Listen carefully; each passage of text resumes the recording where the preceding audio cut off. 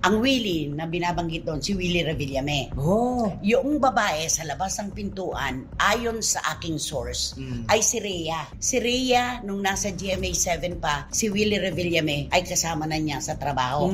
Yun ang nag-aasikaso pag may nagpapasok sa kanya ng mga advertisers. Si Rhea ay wala na sa GMA, lumipat na sa All TV.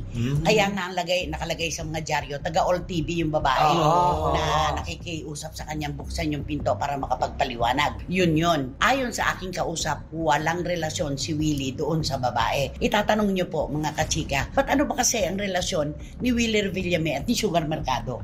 Diba? Yun ang itatanong nila. Bakit nakaladkad ang pangalan ni Willie Revillame dito? Ako na may nagtataka, ba't ba sila nagkakaila? 7 taon na. Bakit hindi nila maamin na magkarelasyon naman sila talaga? Kaya kaladkad dito si Willie. Ang tagal-tagal na ng mga chismis yan, hindi pa rin sila umaamin na dalawa. Walang nagkukumpirma. Kahit ikaw, tinanong mo, Ako, hindi naman. kaibigan ko po si Sugar, pero never niya pong inamin sa akin na may relasyon sila. Ako naman, syempre, malapit ako noon kay Willie Revillame, hindi na kailangan pang aminin. Dahil nakikita ko, hindi po ako bulag. 2020 po ang aking paningin at lahat ng mga taong nakapalibot sa kanya ay hindi bulag para ipagkaila nila ang kanilang relasyon. Kaya nagulat ako sa konversasyon kung pakikinggan mo talaga. Selos. Selos yung selos ang bunga ng ikinagagalit ni Sugar. Sinisiraan mo ako sa kanya. Ayun, sinisiraan mo ako sa kanya. Umalis ka, hindi kita haharapin at ayoko nang makita ka dito kahit kailan. Ako naman